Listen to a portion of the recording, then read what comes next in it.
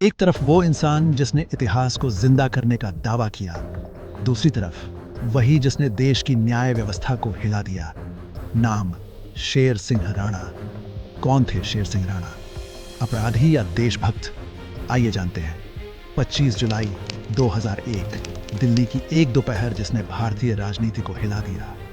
बहुजन समाज के प्रतीक, मिर्जापुर से सांसद और पिछड़े वर्गों की आवाज फूलन देवी को उनके ही दक्षिण दिल्ली स्थित बंगले के बाहर गोलियों से भून दिया गया।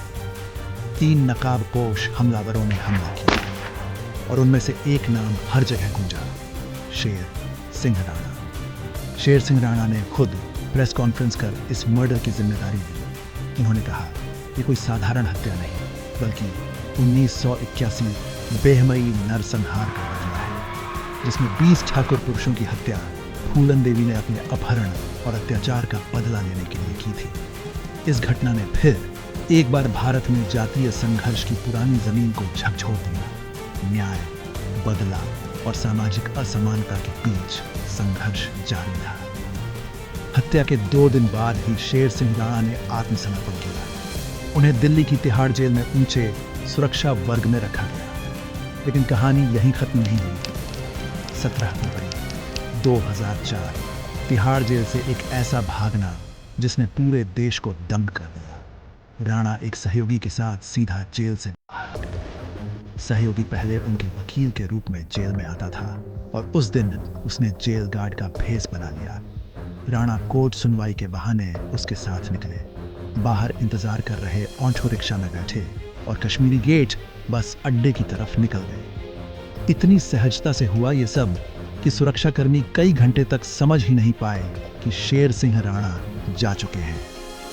राणा की अपनी वेबसाइट पर इस जेल ब्रेक को वीरता का प्रतीक बताया गया। वेबसाइट पर लिखा है, शेर सिंह राणा तिहाड़ से भागे ताकि पृथ्वीराज चौहान की समाधि भारत ला सके। वो कोलकाता, बांग्लादेश और दुबई होते हुए अफगानिस्तान पहुंचे, जहां गजनी के डेयक गांव में तालिबान से भिड़े और समाधि लेकर भारत लौटे, जिसे उन्होंने भारत माता के चरणों में समर्पित किया। ये दावा एक ओर सुनने में अविश्वसनीय लगता है, पर इसी ने उन्हें कई इलाकों में राजपूत गौरव का प्रतीक बना दिया।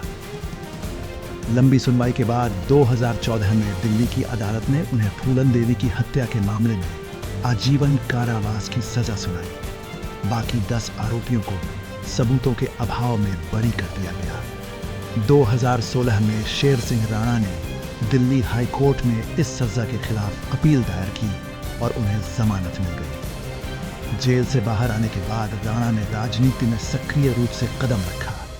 उन्होंने सामाजिक धार्मिक मुद्दों पर अपनी आवाज बुलंद की और खुद को राजपूत अस्मिता और गौरव के प्रतीक के रूप में प्रस्तुत किया। 2021 में फूलन देवी की बहन ने राणा के राजनीतिक दल में प्रवेश किया।